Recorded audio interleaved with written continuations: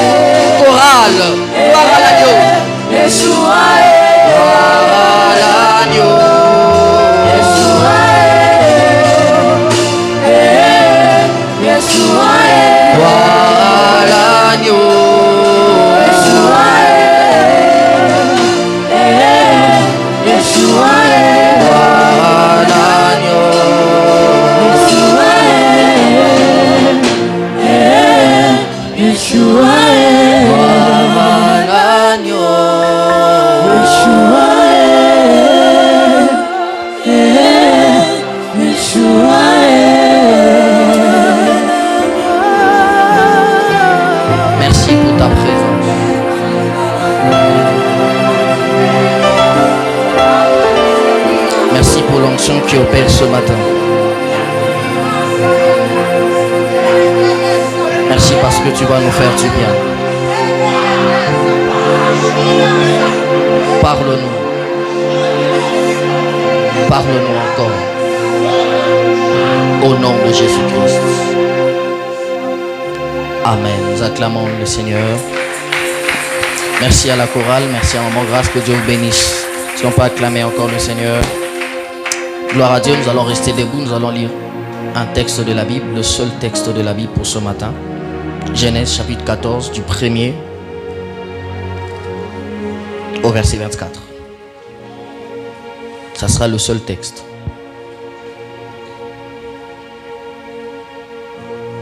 Merci au pasteur Trésor, au couple Kilolo pour la marque de confiance. Merci à maman Jamila.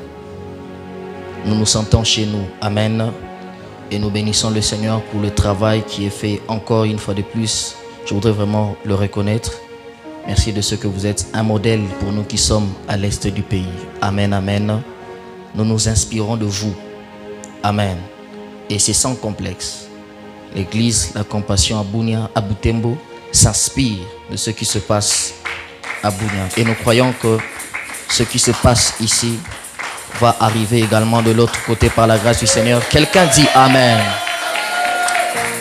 Recevez également les salutations de l'église que nous dirigeons, l'église La Compassion Butembo. Merci encore. Genèse chapitre 14, le verset 1er. Dans le temps d'Amraphel, le roi de Shinéa, Arjok, roi de Élassar, de Kedorlaomer, roi de Lam, de Tidal, roi de Gorim, il arriva qu'ils firent la guerre à Béra, roi de Sodome, à Birsha, roi de Gomor, à Shinéab, roi d'Adama, à Sheméber, roi de Tseboïm, et au roi Béla, qui est Soa. Ces derniers s'assemblèrent tous dans la vallée des Sidim, qui est dans la mer Salée. Pendant 12 ans, ils avaient été soumis à Kedorlaomer. Et la 13e année, ils s'étaient révoltés. Mais la 14e année, Kedorlaomer et les rois qui étaient avec lui se mirent en marche. Ils bâtirent les Réphaïm. Il y a un nom bizarre là. Atserokarnaïm, les Zouzim, à Ham et les Émim, à Chavé, Kirjataïm. Et les Horiens dans leur montagne de Séhir jusqu'aux chaînes des parents qui est près du désert. Puis ils s'en retournèrent et vinrent à En-Mitsapa, qui est Kadès, bâtir les Amalécites sur tout leur territoire, ainsi que les Amoréens établis à Hatsatson Tamar. Alors s'avancèrent le roi de Gomor, le roi de Sodome, le roi d'Adma, le roi de Tseboïm et le roi de Béla qui est Tsoar. Ils se rangèrent en bataille contre eux dans la vallée des Sidim, contre Kedorlaomer, roi de Élam, Tidal, roi de Gorim, Amraphel, roi de Shinéa, Arjok, roi de Élassar, 4 contre 5. La vallée de Sidim était couverte de puits de bitume. Le roi de Sodome et celui de Gomorrhe prirent la fuite et y tombèrent. Les restes s'enfuirent vers la montagne. Les vainqueurs enlevèrent toutes les richesses de Sodome et de Gomorrhe et toutes leurs provisions. Ils s'en allèrent. Ils enlevèrent aussi Lot avec ses biens. Lot, fils du frère d'Abraham, qui demeurait à Sodome, et ils s'en allèrent. Un fuyard vint l'annoncer à Abraham l'Hébreu. Celui-ci habitait parmi les chaînes de Mamré, l'Amoréen, frère d'Escol et frère d'Aner, qui avait fait alliance avec Abraham.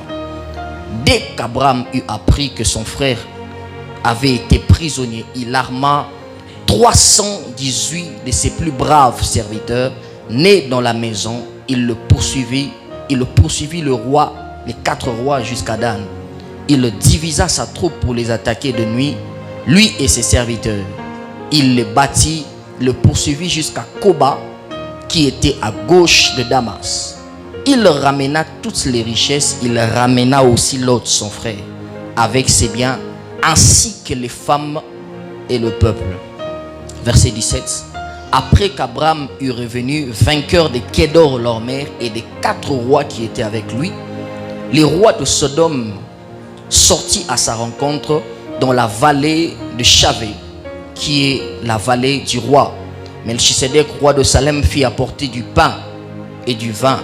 Il était sacrificateur du Dieu très haut. Il bénit Abraham et dit: béni soit Abraham par le Dieu très haut, maître du ciel et de la terre. Béni soit le Dieu très haut qui a livré tes ennemis entre tes mains. Et Abraham lui donna la dîme de tout. Le roi de Sodome, si c'est ta Bible, j'aimerais que tu soulignes, dit à Abraham: donne-moi des personnes et prends pour toi des richesses. Abraham répondit au roi de Sodome: je lève la main vers l'Éternel, les dieux très hauts, maître du ciel et de la terre. Je ne prendrai rien de tout ce qui est à toi, même pas un fil, ni un cordon de soulier, afin que tu ne dises pas que j'ai enrichi Abraham, rien pour toi. Seulement ceux qui ont mangé, les jeunes gens, et de la part des hommes qui ont marché avec moi, Aner, Escol et Mamré, eux, ils prendront leur part. Quelqu'un dit Amen. Est-ce qu'on peut reprendre nos places, s'il vous plaît?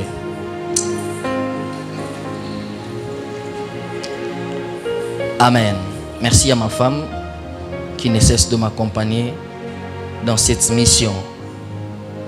Je t'aime beaucoup et que Dieu te bénisse. Un célibataire est jaloux. Alléluia. Merci à toute l'équipe qui travaille à côté du pasteur. Merci également à papa Nestor, papa Jephté ainsi que maman Elena. Merci pour votre présence. Alors, nous sommes en train de parler d'un thème depuis le début de cette semaine. Dieu cherche un homme. Et le mardi, on a introduit ce message en parlant des types de personnes que Dieu cherche. On a parlé de 4. Mais particulièrement, on a fait mention de 2 au cours de cette série d'enseignements. On a parlé de l'intercesseur. Parce que Dieu cherche des intercesseurs selon Ézéchiel chapitre 22. Les hommes qui se tiennent à la brèche, une sentinelle. Parce que la sentinelle fait tout le contraire de ce que tout le monde fait. Quand tout le monde dort, la sentinelle est la seule personne qui reste éveillée. Et lorsque l'église est dans un temps du soir, nous avons besoin des sentinelles. Ceux qui restent éveillés pendant que tout le monde s'endort ou s'assoupit. Quelqu'un dit Amen. On a parlé également du missionnaire le jeudi passé, qui était aussi l'un des agents déclencheurs d'un mouvement de réveil dans certains territoires. Mais aujourd'hui, je voudrais juste introduire, préparer le terrain pour ceux qui vont venir pendant cette semaine de conquête. Je vais un peu sortir de ce que j'avais de 4 noms que j'avais cités, les adorateurs ainsi que les hommes selon le cœur de Dieu. Mais je voudrais toujours dans la même ordre d'idée parler de conquérants. Quelqu'un dit avec moi un conquérant. Un conquérant. Et le texte que nous avons lu ce matin nous parle d'un homme du nom d'Abraham. Abraham, il habitait le chêne de Mamré. Suis-moi très bien, je suis en train de poser les bases et on va décoller. Et il apprend qu'il y avait 4 rois qui sont allés à la rencontre du roi de Sodome et Gomorrhe, qui ont dépouillé la ville de Sodome et Gomorrhe et les ont bâtis. Et la Bible déclare qu'ils avaient pris Lot, pas seulement Lot, mais ils avaient pris aussi tout ce qui appartenait à Lot, ses biens et tout le reste. Lorsque Abraham apprend cela, Abraham doit se lever en conquête. Abraham se lève pour aller conquérir. Mais face à lui, il a 4 rois qui ne sont pas que de rois, mais dans la dimension spirituelle, les 4 rois représentent les 4 forces ou les 4 principautés à vaincre pour que Lot soit libéré. Si Abraham ne remporte pas la victoire sur ces 4 rois, sur ces 4 forces, sur ces 4 principautés, Lot ne sera pas libéré. Lot va continuer à demeurer esclave. La Bible dit que Lot est devenu esclave avec tout ce bien, en d'autres termes, avec tout ce qui lui composait. Lot est retenu esclave. C'est ainsi qu'il y a aussi des familles comme ça, demeurant dans l'esclavage avec tout ce qui leur compose. Pas seulement eux, pas seulement leur destinée, mais tout ce qui est lié à leur vie est retenu captif quelque part. Il a devant lui 4 forces, 4 esprits qu'il doit vaincre. Et ce matin, nous voulons parler de ces 4 rois. L'église est entrée dans une saison où les chrétiens doivent cesser d'être passifs. Mais nous devons être des conquérants. capable de faire face aux puissances qui retiennent captifs certaines destinées, capable de faire face aux puissances qui retiennent les familles captives, capable de faire face aux puissances qui retiennent certains quartiers, certaines villes et même certains jeunes captifs du péché, captifs je ne sais pas moi de quoi. Et le premier roi que Abraham va affronter, on le cite en premier, il s'appelle Amraphel. Quelqu'un dit avec moi Amraphel. Dis-le très bien, Amraphel. Que le nom ne t'intimide pas, dis très bien Amraphel. Amraphel, roi de Shinéar ou roi de Babylone. Shinéar à cette époque-là, c'est Babylone. C'est le premier roi que Abraham se doit d'affronter. Si ce dernier n'est pas vaincu par Abraham, Lot va demeurer esclave. Lot ne sera pas libéré. Donc, pour que Lot sorte de l'esclavage, il faut qu'Abraham remporte la victoire sur Amraphel. Que veut dire Amraphel? Son nom veut simplement dire annonciateur des ténèbres. Celui qui parle de manière ténébreuse. En d'autres termes, le roi Amraphel représente la puissance des ténèbres, la force du noir, tout ce qui est obscur. Je voudrais dire à quelqu'un que la conquête commence d'abord par la victoire sur tout ce qui est obscur. Si nous voulons conquérir certaines villes, si nous voulons conquérir certains quartiers, si nous voulons conquérir certaines nations, la première bataille que nous aurons à livrer, ça serait d'abord face à la force des ténèbres, face aux forces des ténèbres. Si la victoire n'est pas remportée sur les forces des ténèbres, nous devons oublier la conquête de certaines villes. Je prie ce matin dans le nom de Jésus que Dieu nous donne un esprit de conquérant afin que nous soyons capables d'affronter tout ce qui est ténébreux dans nos familles. Quelqu'un n'a pas dit Amen. J'ai dit que Dieu nous donne un esprit, un mental fort de conquérant afin que nous soyons capables d'affronter tout ce qui est obscur dans notre environnement.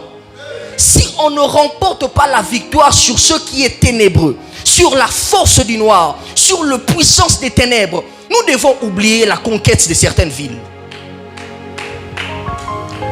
Abraham doit remporter la victoire sur Amraphel. Je voudrais dire à quelqu'un que nous sommes tous appelés à exceller. L'église du Congo ou l'église de Bunia, l'église Corps du Christ ici est appelée à émerger. L'église est appelée à avancer, à prospérer, à aller de l'avant. Mais on ne peut pas exceller, on ne peut pas prospérer, on ne peut pas aller de l'avant, on ne peut pas gagner tout Bunia si on ne remporte pas la victoire sur ce premier roi qui s'appelle Amraphel.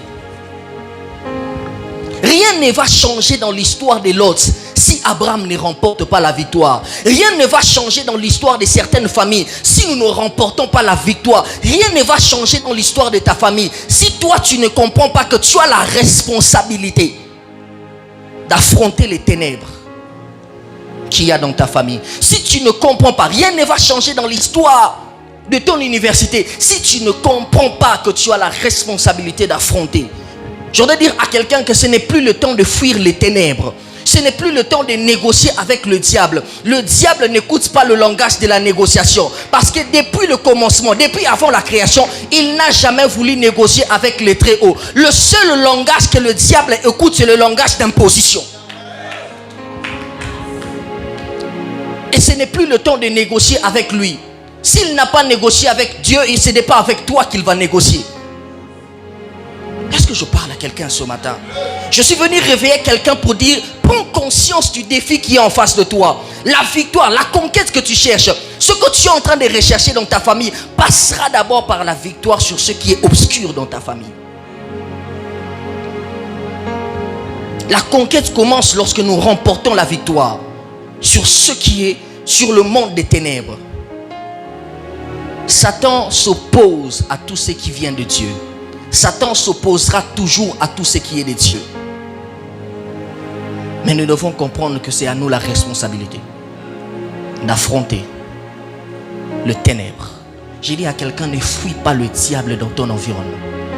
J'ai dit à quelqu'un, ne négocie pas avec lui dans ton environnement. Affronte-le jusqu'à ce qu'il perde la bataille. Nous sommes au temps de la résistance spirituelle. Nous sommes au temps de la lutte spirituelle. Nous sommes au temps de la conquête spirituelle. Je suis venu dire à quelqu'un que c'est toi que Dieu a choisi pour relever ces défis dans ta famille. Je suis venu dire à un jeune, c'est toi que Dieu a choisi. Aussi jeune que tu es, mais c'est toi que Dieu a choisi pour relever, pour faire face aux ténèbres qu'il y a ici à Bunia, pour faire face aux ténèbres qu'il y a dans certains environnements. Si tu constates qu'autour de toi il y a le ténèbre et que tu es la seule personne à être lumière, c'est que c'est toi que Dieu a confié la responsabilité de communiquer, de répandre la lumière dans cet environnement ténébreux. Dieu veut éclairer, mais il cherche un homme. Dieu veut délivrer, libérer les captifs, mais il cherche un homme. Dieu veut libérer certaines familles, mais il cherche un homme. Dieu veut libérer certains quartiers, mais il cherche un homme. Dieu veut libérer certaines destinées, mais il cherche un homme. Et je suis venu dire, cette personne, c'est toi que Dieu cherche. C'est toi que Dieu cherche. C'est toi que Dieu cherche. Certains combats ont été perdus par l'ignorance d'autorité spirituelle de certains chrétiens. Parce que nous avons ignoré la position que nous avons. Parce que nous avons ignoré l'identité dont nous sommes porteurs. On a perdu le combat. Le premier combat livré dans la Bible entre Satan et Adam et Ève Adam et Ève ont perdu simplement parce qu'ils étaient ignorants de l'identité dont ils étaient porteurs. Ils ont ignoré qu'ils étaient déjà Dieu, des dieux. C'est comme ça qu'ils ont perdu le combat. C'est à cause de l'ignorance de notre identité spirituelle que certains combats sont perdus. Prends conscience que tu portes en toi le divin. Prends conscience qu'il y a un Dieu qui marche avec toi. Prends conscience qu'il y a des anges qui marchent avec toi. Prends conscience que c'est toi que Dieu a capacité. Il dit à Gédéon, va avec la force que tu as. Voici l'une des choses que les ténèbres fait. Une influence négative que le ténèbre apporte dans soit dans un environnement ou quelque part. La première des choses, c'est que le ténèbre emmène la confusion. Chaque fois qu'il y a le ténèbre emmène la confusion. C'est comme ça que dans 1 Roi chapitre 18, le verset 21, Élie est en train de dire que jusqu'à quand vous allez clocher de deux côtés. Tantôt c'est l'Éternel qui est Dieu, tantôt c'est Baal qui est Dieu. Parce qu'il y avait le ténèbre, le peuple a sombré dans la confusion. Dieu cherche des Élis qui vont s'élever pour rétablir l'ordre des choses. Dieu cherche des voix qui vont s'élever. Les voix de la vérité qui vont ramener les hommes dans le droit chemin.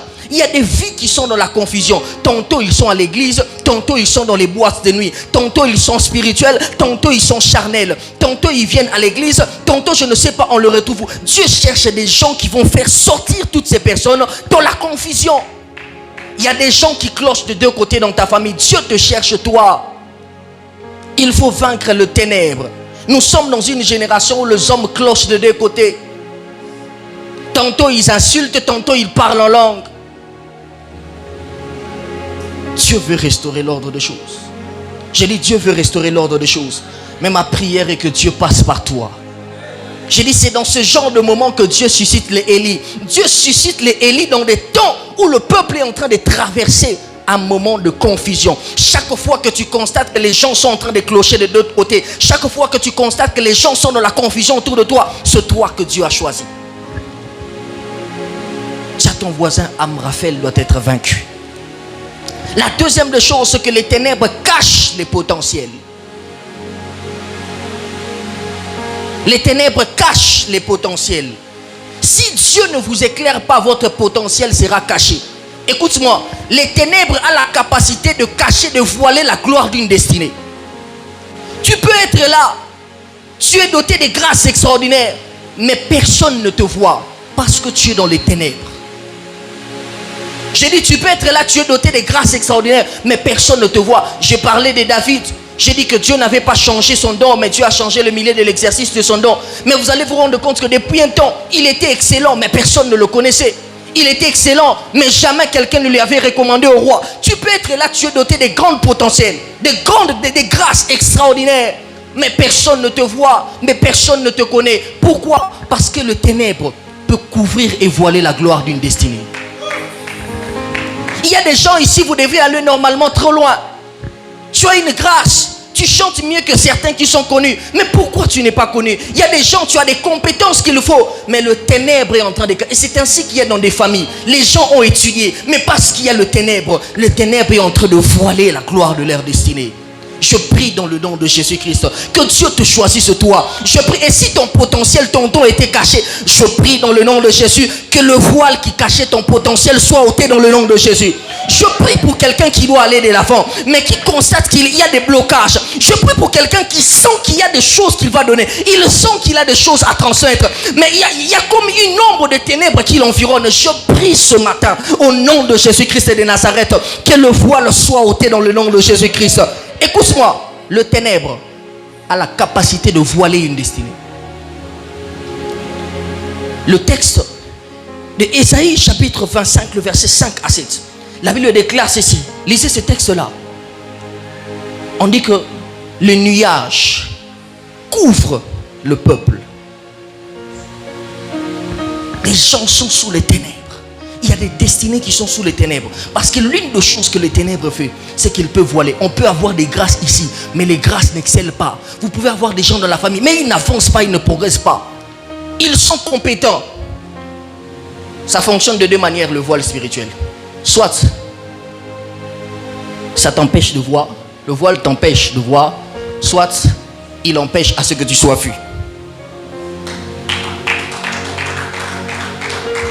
Quand il y a un voile sur quelqu'un, sur la destinée de quelqu'un, soit ça l'empêchera de voir. Et quand quelqu'un est dans la confusion, il y aura beaucoup de tâtonnements.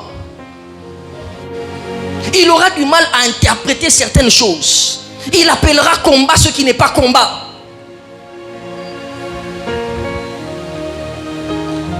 Parce qu'il y a un voile, il ne voit pas.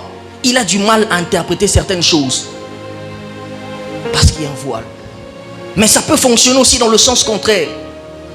Chaque fois qu'il y a une liste qui est introduite, il voit son nom n'est pas être mentionné sur la liste de personnes qui doivent être sélectionnées. Ce n'est pas toujours l'injustice. C'est le ténèbre qui t'a voilé.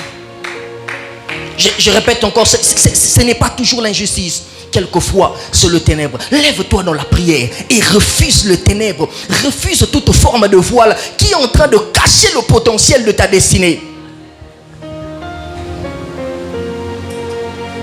Il y a des ténèbres qui empêchent que tu sois remarqué. On remarque toujours les autres, mais sauf toi. Parce que l'une des choses que les ténèbres fait, et l'église, il y a des églises, ils ont implanté quelque part, mais les gens passent devant la porte de l'église. Personne ne remarque qu'il y a une église implantée ici. Parce que le ténèbre a voilé. Écoute-moi, Dieu ne crée pas dans les ténèbres. Les ténèbres, la troisième des choses, c'est que chaque fois qu'il y a le ténèbre, il y a absence de création. Parce que Dieu ne crée pas dans les ténèbres. Genèse chapitre 1er. La Bible déclare au commencement, Dieu créa le ciel et la terre. La terre était informe et vide. Il y avait des ténèbres à la surface de l'abîme et l'Esprit de Dieu se mouvait au-dessus des eaux. Puis Dieu dit que la lumière soit et la lumière fut. Dieu, avant de créer les choses, il s'est rassuré qu'il y avait d'abord la lumière. Parce que dans la pédagogie de Dieu, dans la manière de Dieu de fonctionner, Dieu ne crée pas d'abord le contenu avant le contenant. Dieu, avant de créer le contenu, il va d'abord créer le contenant qui va recevoir ce contenu. Parce que s'il créait l'homme, l'homme allait demeurer dans un environnement de ténèbres. L'homme n'allait pas bien voir. Ainsi, pour que Dieu commence à faire certaines choses, Dieu se rassure qu'il y a la lumière. Là où le ténèbre domine, rien de nouveau ne peut émerger. J'ai dit là où le ténèbre domine, rien de nouveau ne peut émerger. C'est ainsi que tu constates dans ta vie. Il y a des choses qui n'émergent pas parce que le ténèbre environne. J'ai dit à quelqu'un, Dieu ne crée pas. Tu veux que Dieu apporte un nouveau contenu, rassure-toi qu'il y a les ténèbres est déjà éradiqué. C'est comme ça qu'avant de nous faire sortir du temps de la loi et de nous introduire dans le temps de la grâce, il fallait qu'un homme qui s'appelle lumière vienne d'abord. Parce que Dieu ne peut pas commencer une nouvelle histoire. Dieu ne peut pas commencer la nouvelle alliance si celui qui s'appelle lumière n'est pas venu. Il faut que la lumière de Dieu vienne. Et Jésus lui-même est en train de dire, je suis la lumière du monde. Il n'a pas dit que je suis la lumière du ciel, parce qu'au ciel tout le monde est éclairé. En d'autres termes, ma capacité dans ma manière d'éclairer ne se limite pas qu'au ciel. Je peux éclairer à n'importe quel endroit. Je prie que Dieu éclaire les destinées au nom de Jésus. Je prie que Dieu éclaire les familles au nom de Jésus. Je prie qu'une famille sorte des ténèbres, parce que Jésus-Christ est la lumière du monde. Je prophétise dans le nom de Jésus. Quel que soit le ténèbre qui règne dans ta vie, Jésus-Christ est la lumière du monde. Quel que soit le ténèbre qui règne dans ta famille, Jésus-Christ est la lumière du monde. Je voudrais que tu prennes une minute, que tu commences à prier. Regarde là où il y a le ténèbre. Commence à prier. Dis à Dieu que Jésus éclaire les ténèbres. La Bible déclare dans le psaume, il fait briller ma lumière et il éclaire mes ténèbres. Que Dieu éclaire toutes les zones ténébreuses de ta vie. Que Dieu éclaire tout ce qui est ténébreux, tout ce qui est obscur. Que Dieu apporte la lumière. Prie le Seigneur. Dis à Dieu que ce qui est obscur, tout ce qui est en train de voiler ma destinée, que le voile tombe au nom de Jésus. Que Dieu te donne la victoire sur Amraphel. Chatalaba kosiandalaba. Prie pour l'église de Bounia. Quelles les ténèbres qui environnent les églises, quel le voile qui cache la gloire de certaines églises, que ce voile soit ôté dans le nom de Jésus. Chez la brasita là-bas.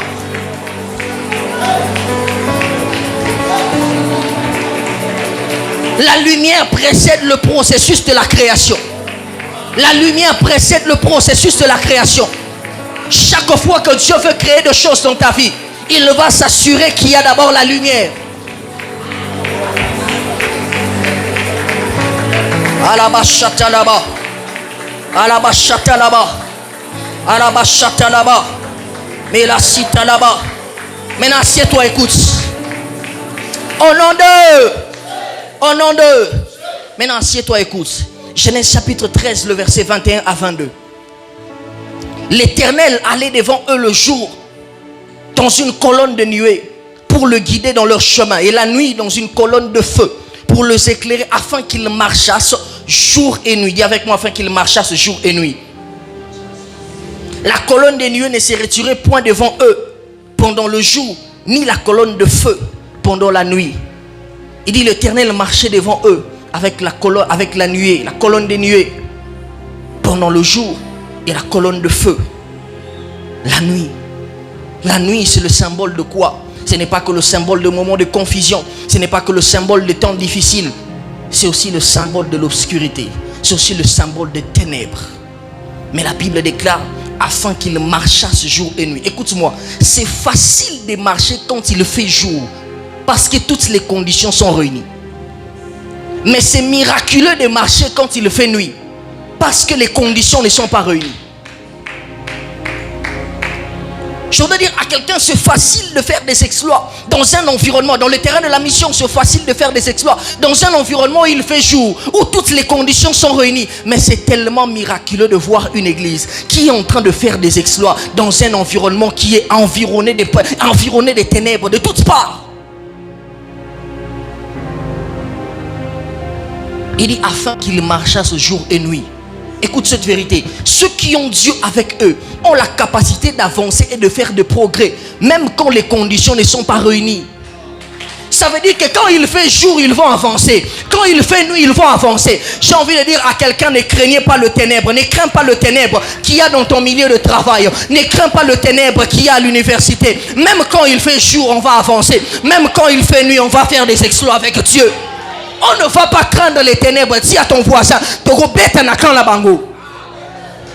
j'ai dit, même quand les conditions ne sont pas réunies, on va faire des exploits avec Dieu. C'est ainsi qu'un homme comme Élie, il était capable d'allumer le feu au milieu de l'eau. Ça veut dire que même quand les conditions ne sont pas réunies,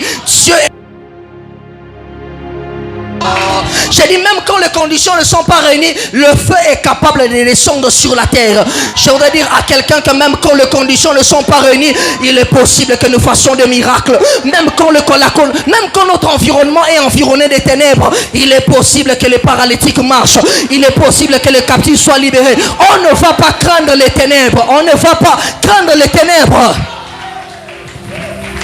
Écoute-moi. Ce que le jour où Élie est en train d'appeler le prophète des Baals, il les appelle au mont Carmel. Dis avec moi, mont Carmel.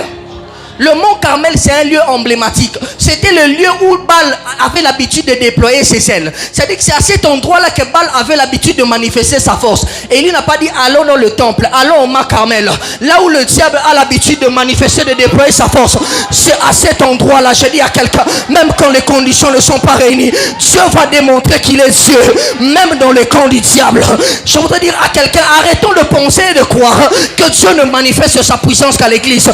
Dieu peut manifester sa puissance même dans cette famille des occultistes, même dans une maison hantée. Dieu est capable de manifester qu'il est Dieu. Même dans une entreprise environnée des ténèbres, Dieu est capable de manifester qu'il est Dieu. Même dans une ville où les gens ne croient pas, où il y a beaucoup de sorciers, Dieu est capable de déployer ses ailes. J'ai dit, Dieu est capable de déployer ses ailes. Que les conditions soient réunies ou pas réunies, que Satan devienne 1000 fois diable, que les sorciers deviennent nombreux, nous allons manifester Dieu.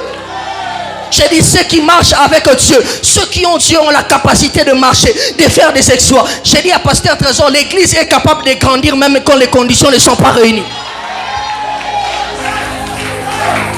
Est-ce que je parle à quelqu'un? Les dieux qui donnent de faire des progrès quand toutes les conditions sont réunies, et aussi le même Dieu qui te donnera de faire le progrès même quand tu seras dans un environnement ténébreux. Même en l'absence de l'opposition, Dieu sera Dieu. Et même en présence de l'opposition, Dieu sera Dieu. Même en l'absence de l'adversité, Dieu va être Dieu. Mais même en présence de l'adversité, Dieu va être Dieu. Luc chapitre 10, le verset 3e, il dit, je vous envoie comme des brebis au milieu de loups. Ça veut dire qu'il arrive le moment où Dieu supprime les obstacles, mais il arrive le moment où Dieu laisse l'adversité, parce qu'il te donne la capacité de triompher au milieu de l'adversité. Il y a des moments où Dieu ne va pas supprimer les ténèbres, il va laisser les ténèbres, mais il te donne la capacité de dominer au milieu des ténèbres. J'ai envie de dire à quelqu'un, on va te redonner dans les ténèbres.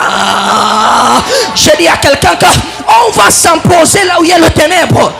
J'ai dit à quelqu'un, quels que soient les loups qui sont nombreux là-bas, on va s'imposer. Donne-moi un amen que je prêche la parole. Alléluia. Écoute-moi, dans les terrains de la mission, Dieu ne supprimera pas toujours certains combats.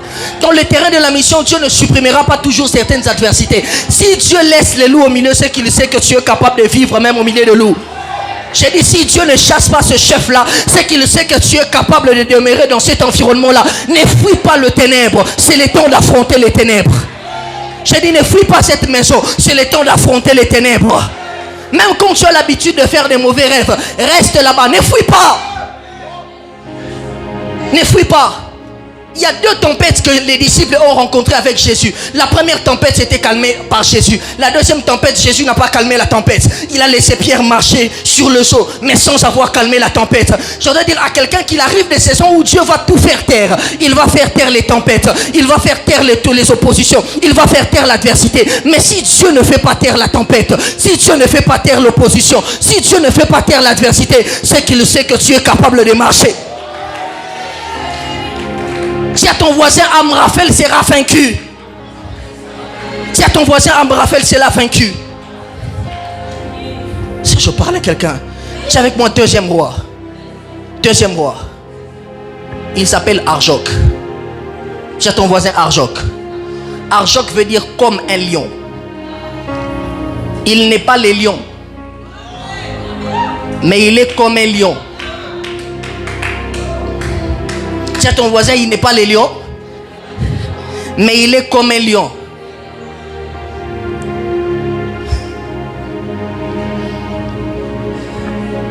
C'est le combat des apparences. Le combat face aux principautés des apparences. L'une des formes que le diable va prendre dans cette génération, c'est qu'il va prendre la forme, une forme qui va ressembler un peu aux choses de Dieu. Parce que Jésus est le lion de la tribu de Juda. Donc il va prendre une forme qui va peut-être s'apparenter avec les choses de Dieu, mais ça ne ressemble pas aux choses de Dieu. En d'autres termes, nous vivons dans un temps où il y a beaucoup de choses qui paraissent spirituelles, beaucoup de choses qui paraissent chrétiennes, mais sans avoir un contenu chrétien. Nous vivons dans un temps où le diable est en train, il mise sur les apparences extérieures.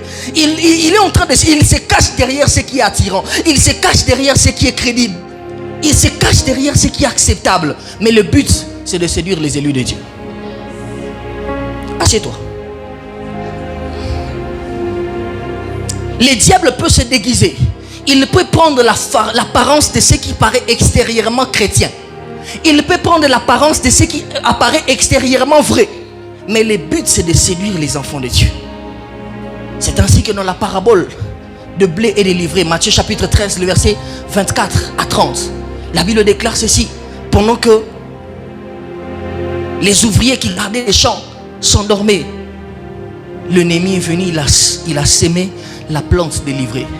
L'ivraie est une sémence qui a des similitudes avec la sémence du blé. Ce n'est pas le blé, mais ça ressemble au blé.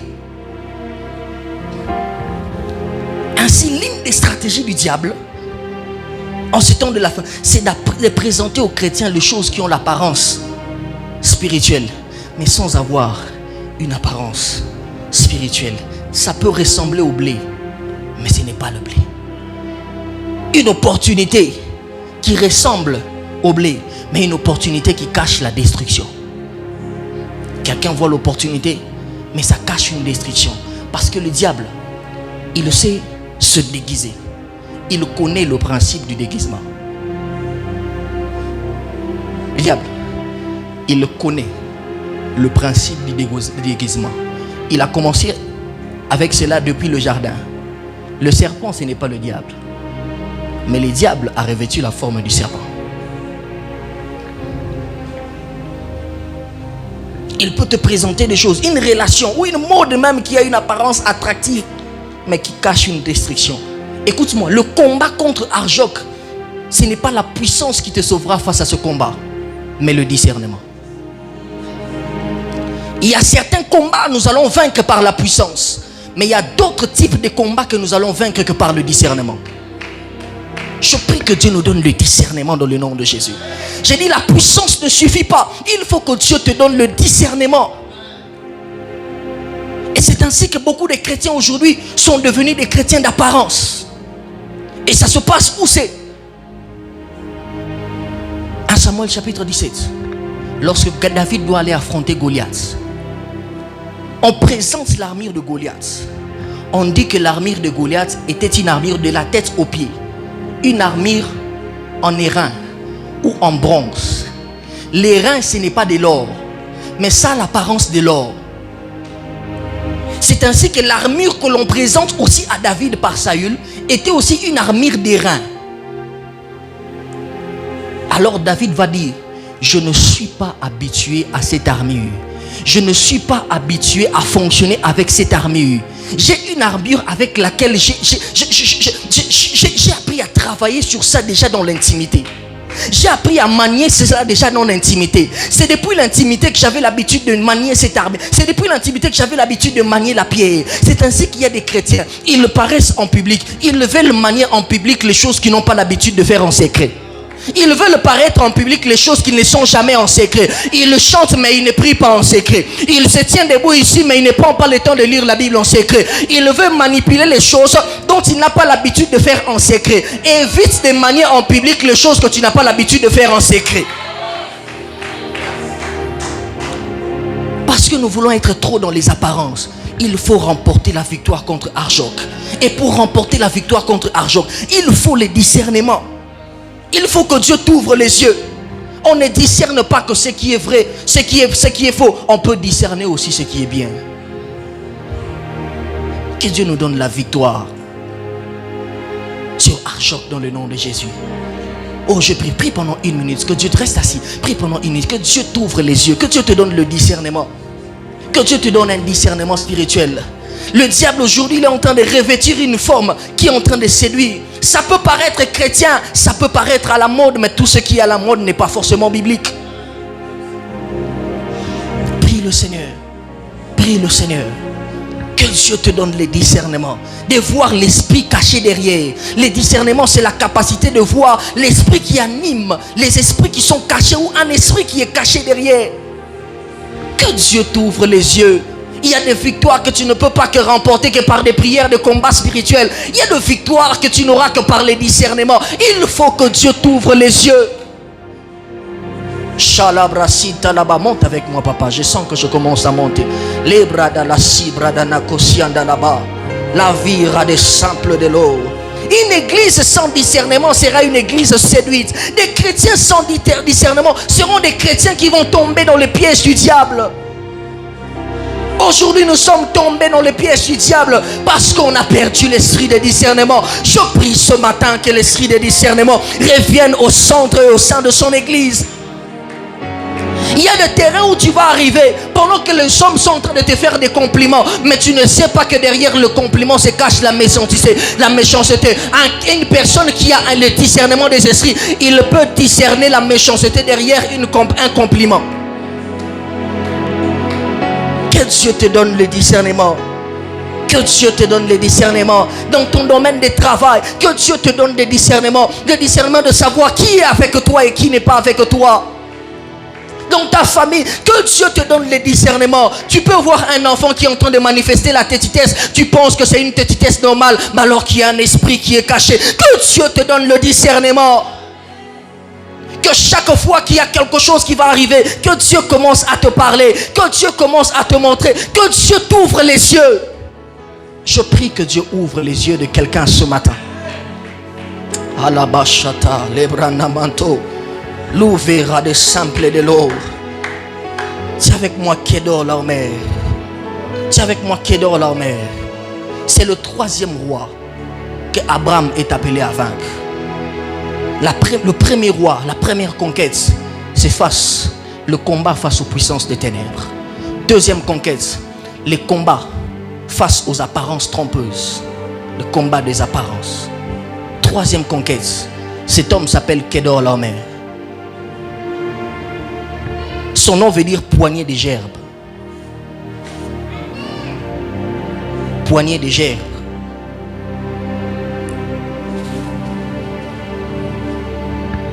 Ici, on parle de principauté des finances. Il a un pouvoir d'agir. Il a des avantages pécuniaires. Poignée de gerbes. Le diable peut fuir en tant que ténèbres. Il peut fuir comme un lion. Mais il y a un aspect avec lequel le diable opère en ce 21e siècle. Il vient avec la puissance de la richesse dans le but de posséder les cœurs des élus. Nous allons ensemble le découvrir. Quand vous lisez les livres des Actes des Apôtres, chapitre 2, le chapitre commence, Pasteur Trésor, avec l'histoire de parler en langue. Le Saint-Esprit est descendu. Les apôtres sont en train de parler en langue. Mais j'aime comment est-ce que le chapitre est en train de se clôturer. Actes des Apôtres, chapitre 2, se clôture en disant ceci. Le verset 45, il avait dit, ils vendaient leurs propriétés et leurs biens. Ils en partageaient le produit entre tous, selon le besoin de chacun. Parce qu'après les parler en langue, il y a une vie qui doit continuer. C'est ainsi que nous venons ici à l'église. On a beaucoup parlé en langue, mais quand on va dire Amen, il y a des gens qui vont rentrer à la maison. Ils n'ont rien à manger, ils n'ont pas de transport. Si l'église ne se limite qu'au niveau de parler en langue, surtout les modérateurs, prie le Seigneur. Prie le Seigneur, oh ne reste pas assis, sois debout. Je ne suis pas assis parce que j'ai des lourdeurs spirituelles, parce que j'ai faim. Et la Bible dit que là où est ton trésor, c'est là où sera ton cœur. Je vais en parler. Les apôtres ne travaillaient pas que pour les spirituels, ils travaillaient aussi pour la croissance économique de l'église. Ils travaillaient pour que l'église croisse financièrement. Ils travaillaient pour que leurs frères n'aient aucune raison de vendre leurs âmes au diable. si les justes sont bas économiquement, il nous sera impossible de conquérir. Je répète, si les justes, si l'église est bas économiquement, il sera impossible à l'église de conquérir. Il y a une quatrième puissance que nous devons affronter et que nous devons vaincre pour que la conquête soit totale. C'est Kedorlaomer. Si l'église est financièrement instable, nous ne pourrons pas nous étendre. Si l'église est financièrement instable, nous ne pourrons pas construire des écoles, encore moins des hôpitaux et des universités. C'est comme ça que lorsque nos bien-aimés, ceux des églises de Corinthe, je ne veux pas dire le... Hein? Vous avez compris, non? Les livres qui viennent après, là, avant là. Ceux de l'église de Corinthe, quand ils arrivent à un endroit quelque part, le curé là, il a déjà une église qu'on a achetée, il a déjà des écoles qu'on a construites. Comment l'église ne va pas grandir? Parce qu'il a déjà des gens qui sont dans son école. Il a déjà un hôpital. Si on ne travaille que sur le spirituel, sans penser au social, l'église va rester financièrement bas. Et on ne pourra pas se tendre. Est-ce que je parle à quelqu'un? Est-ce que je parle à quelqu'un? Après la Pentecôte, après le parler en langue, il existe des besoins vitaux. Et il faut que les justes travaillent pour soulever le niveau économique. Il faut que les chrétiens se regroupent, se constituent des groupes. Tu as ici, tu as un travail. Il y a des bien-aimés qui n'ont pas de travail, engage-le. Il faut que nous constituions une force. Il faut que nous constituions une force pour que les autres se retrouvent. Maintenant, écoutez. Il y a une tentation qui va revenir après. Je suis déjà en train de conclure. Lorsqu'Abraham a vaincu ces 4 rois, la Bible dit que le roi de Sodome et Gomorrhe est revenu vers lui. Écoutez ce que le roi de Sodome va proposer à Abraham. Il dit à Abraham, après qu'Abraham, je prends le verset 21, le roi de Sodome dit à Abraham, donne-moi les personnes et prends pour toi les richesses. Voici l'une des stratégies du diable. Donne-moi des hommes. Mais en échange, en contrepartie des hommes, je te donnerai quoi? Des richesses. C'est ainsi que la stratégie que le diable est en train d'utiliser aujourd'hui, c'est ça. Je te donne un poste, mais en contrepartie du poste que je te donne, tu cèdes ta consécration. Tu veux signer un contrat? Je te donnerai le contrat, mais en contrepartie du contrat, tu vends ton âme au diable.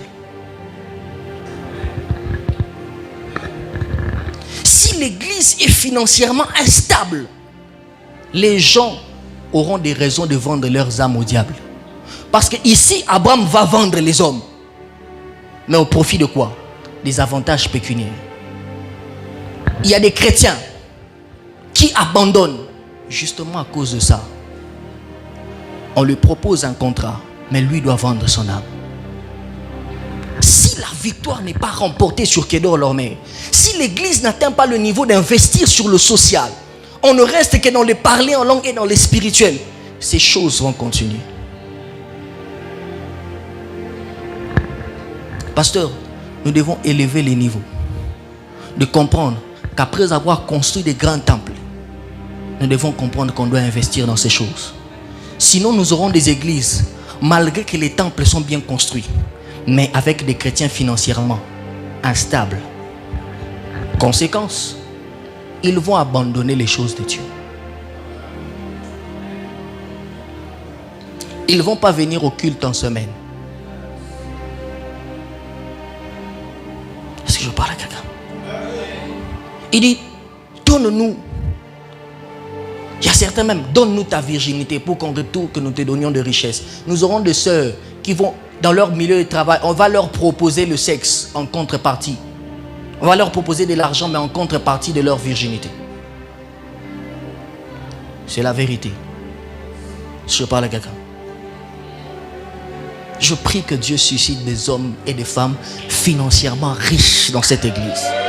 J'ai dit, je prie que Dieu suscite des hommes et des femmes financièrement riches dans le nom de Jésus. Il y a des combats que nous avons Et vous allez vous rendre compte, malgré qu'il a remporté la victoire sur Kedorlaomer, mais il y a une autre forme de combat qui revient. Parce que c'est un esprit qui est tenace. Si nous n'arrivons pas à vaincre, nous ne pouvons pas conquérir. Dis à ton voisin, Kedorlaomer doit être vaincu. Je prie que Dieu te rende riche au nom de Jésus. J'ai dit, je prie que Dieu te rende riche au nom de Jésus. Je prie que Dieu suscite des millionnaires dans cette église au nom de Jésus.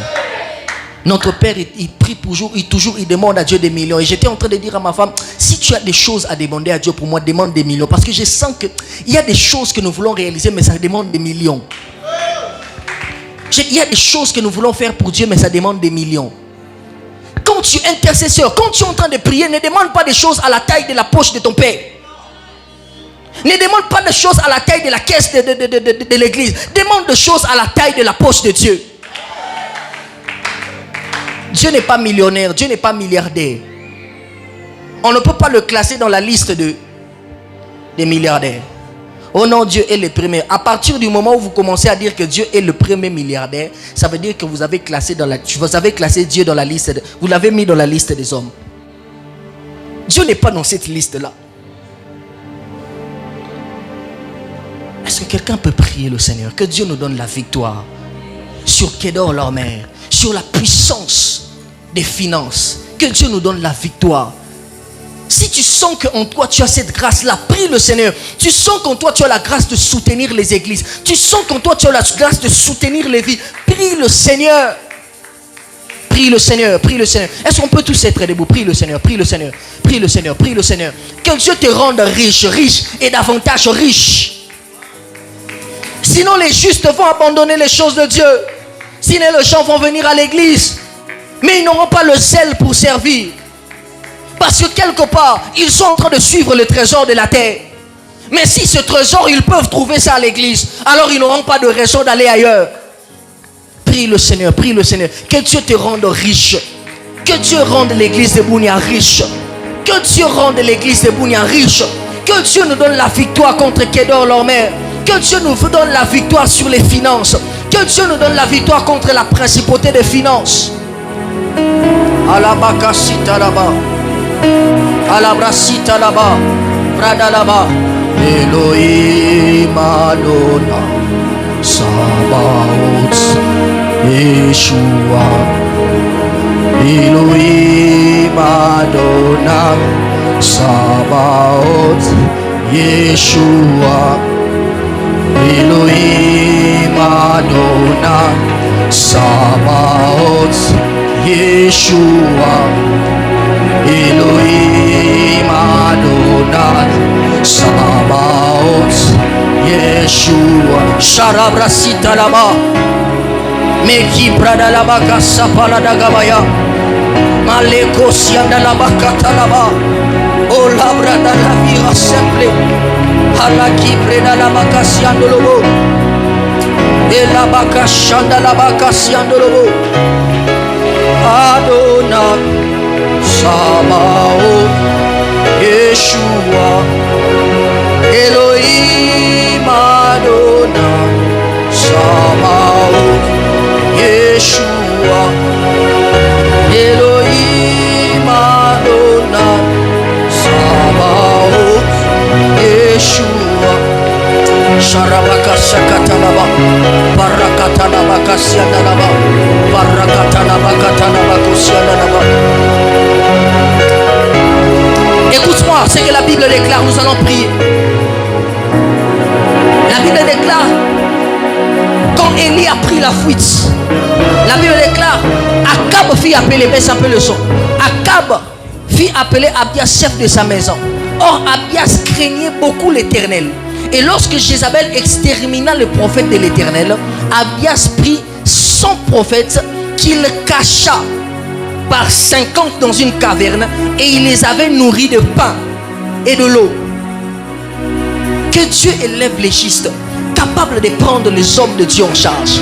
Que Dieu élève les justes, comme Abias, capable de prendre les églises en charge. Que Dieu élève l'église, que Dieu élève les justes, que Dieu élève le type des hommes comme Abias.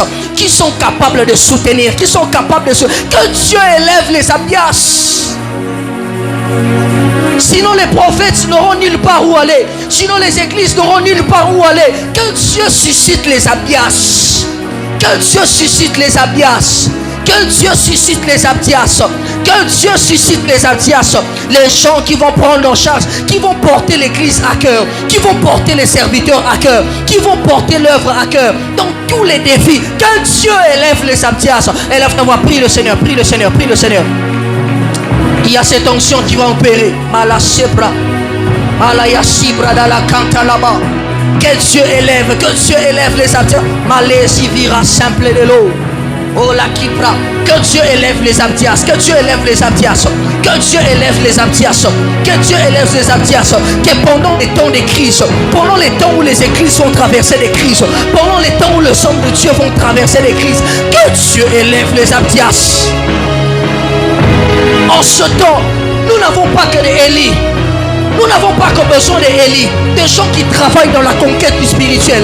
Nous avons aussi besoin des Abdias. C'est ça l'équilibre. Il y a d'un côté Élie qui travaille pour renverser le prophète de Baal, qui travaille pour renverser les forces des ténèbres. Mais il y a d'un autre côté les Abdias qui soutiennent l'œuvre, qui soutiennent financièrement. Élève ta voix, prie le Seigneur. S'il n'y a pas des Abdias, les prophètes seront privés de faim. S'il n'y a pas des Abdias, je prie dans le nom de Jésus que sur la table, qu'il se présente toujours quelque chose. Sur la table des hommes de Dieu, sur la table de la caisse de l'église, sur la table de nos besoins, qu'il se présente toujours quelque chose. Parce que Dieu a suscité des Abdias. Je prophétise sur 20 personnes que Dieu fasse de toi l'Abdias de cette église. Je prophétise sur 30 personnes que Dieu fasse de toi l'Abdias. Que Dieu fasse de toi Abdias. Sabao, chata là-bas. Maintenant écoute-moi, restez debout, je suis en train de finir. C'est avec moi quatrième puissance. La quatrième puissance ou principauté à vaincre, il s'appelle Tidal. Reste debout, il s'appelle Tidal. Dis à ton voisin Tidal. Tidal signifie grand-fils. Grand-fils. Tout ce qui est grand suscite de l'admiration. Tout ce qui est grand, c'est ce qui est doté de l'influence. C'est ainsi qu'aujourd'hui les gens courent derrière quoi? Les gens qu'on appelle les influenceurs. Et ils ont plus de followers. Tout ce qui est grand est doté d'un pouvoir d'influence. Donc, la quatrième principauté à vaincre, c'est la principauté qui opère la puissance de l'influence. Il est temps que nous puissions conquérir même les réseaux sociaux. Il est temps que nous devenions influents là où nous sommes. Je dis, il est temps que nous devenions influents là où nous sommes. Vous commencez à devenir influent en fonction du nombre de personnes que vous inspirez. Vous commencez à devenir influent en fonction du nombre de personnes que vous inspirez ou du nombre de personnes qui vous suivent. Et aujourd'hui, le diable contrôle les masses. Il contrôle les médias. Il contrôle la politique. Pourquoi? Parce qu'il cherche à maintenir le pouvoir d'influence. Et pour que l'église, l'influence de l'église s'accroît, il faut aussi qu'il y ait la multiplication des justes. Parce que quelquefois, l'influence est liée à l'augmentation du nombre. Plus le nombre augmente, plus il y a de l'influence. En d'autres termes, il y a de la puissance, il y a de l'influence qui s'ajoute lorsque le nombre augmente. Il faut que les justes se multiplient. Il faut que les justes deviennent, que nous ayons plusieurs justes, mais qui sont riches. Il faut que nous ayons plusieurs justes, mais qui sont influents dans le domaine de la politique. Il faut que nous ayons plusieurs justes, qui sont influents dans le domaine des médias. Il faut que les justes se multiplient. L'influence d'un système s'accroît lorsque le nombre augmente. C'est ainsi que lorsque l'église a commencé, Actes des Apôtres chapitre 2, on parle, le nombre de disciples s'augmenta d'environ 3000 âmes. Actes des Apôtres chapitre 5, le verset 14. Actes des Apôtres chapitre 6, le verset 1er. Et même le verset 7. La Bible parle de l'accroissement du nombre. L'église est devenue influente à cause de l'accroissement du nombre. Et lorsque vous êtes seul, vous n'avez pas la même puissance que lorsque vous devenez nombreux. C'est ainsi que la Bible déclare que deux valent mieux qu'un. L'église ne peut conquérir si nous n'avons pas des hommes influents. Le combat de l'influence existe. J'ai dit le combat de l'influence existe. Je ne parle pas de l'influence spirituelle. Je parle de l'influence même dans le domaine politique. Je parle de l'influence même dans le domaine de la culture. Je parle de l'influence même dans le domaine des médias. Je parle de cette influence. Je parle de cette influence. C'est comme ça quand tu vas sur les réseaux sociaux, ne blague pas.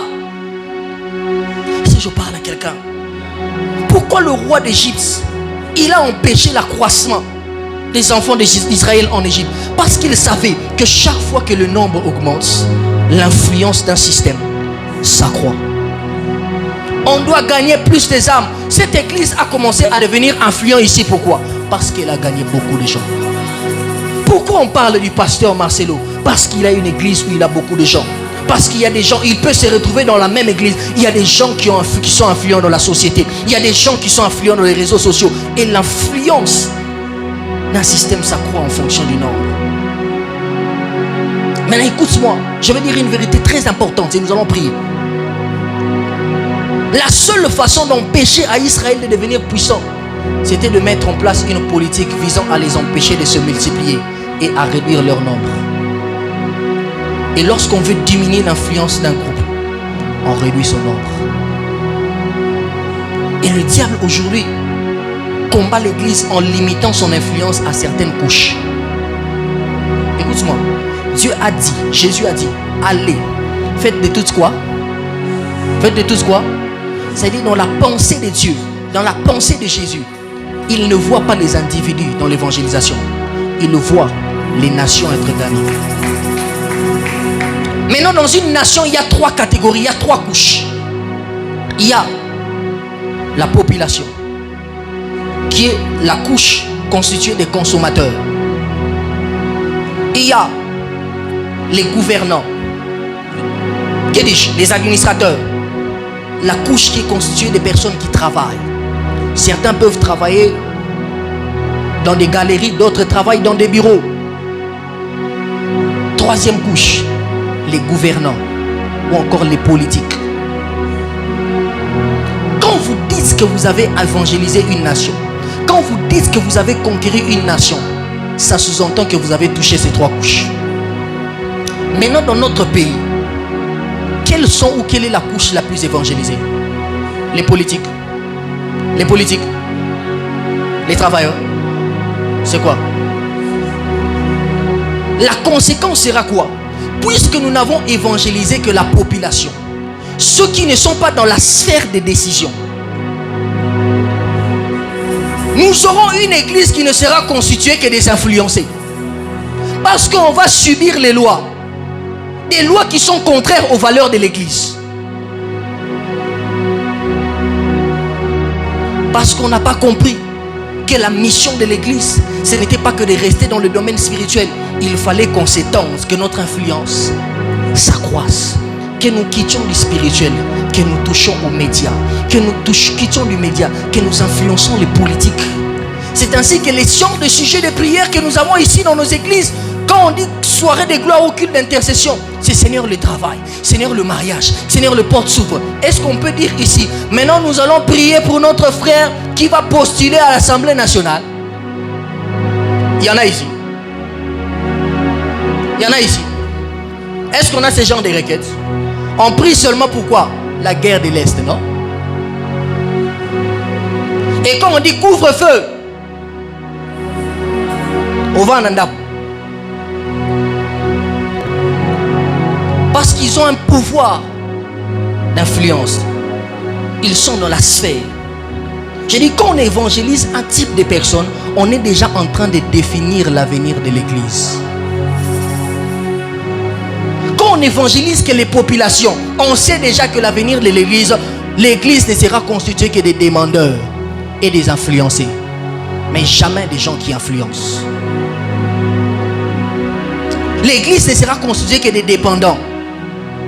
On va toujours attendre qu'on décide pour nous, mais on ne peut pas décider. Parce que là-bas, nous ne sommes pas nombreux. Là-bas, à l'Assemblée nationale, nous ne sommes pas nombreux. Le jour où on va voter les lois sur les homosexuels, c'est comme ça. Prends conscience de tes études de droit.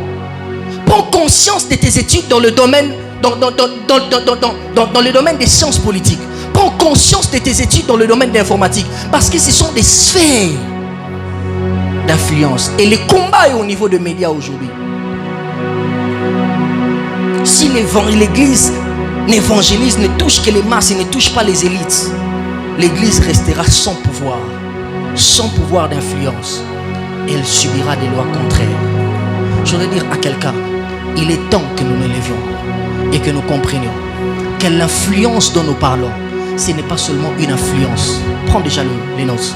Pas seulement une influence qui touche au domaine spirituel, qui touche au domaine financier, mais une influence qui touche à tous les secteurs de la société. Dieu peut se démontrer Dieu dans tous les secteurs. Ne limitons pas Dieu. Il faut que tu comprennes, il faut que moi je devienne influent dans mon domaine. Ainsi, quand on est nombreux, on saura décider. Pour libérer l'autre, pour que la conquête soit totale, il faut la victoire sur Amraphel, la puissance des ténèbres. Ça, c'est lié au spirituel. Il faut la victoire sur Arjok, celui qui est comme un Dieu, la puissance des apparences trompeuses. Troisième roi, j'ai parlé de qui? De Kedorlaomer, celui qui a un pouvoir pécuniaire, la puissance des finances, parce que le niveau de l'église doit s'accroître. Et le quatrième roi qu'il faut vaincre, c'est Tidal. Vaincre dans le pouvoir ou dans le domaine des influences. Vaincre dans le domaine des influences. Je prie que Dieu suscite ici dans cette église des personnes qui dans 5 ans, dans 10 ans, dans 20 ans vont devenir influents dans cette ville. J'ai dit que Dieu en suscite plusieurs. J'ai dit que Dieu en suscite plusieurs. Je prie que cette onction soit libérée dans la salle. Je prie que même dans le domaine du commerce, que tu deviennes influent. Que l'Éternel te rende pesant.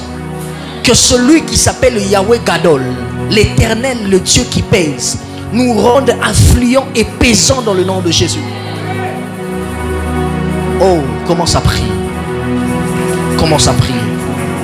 Shalabra Sita Daba.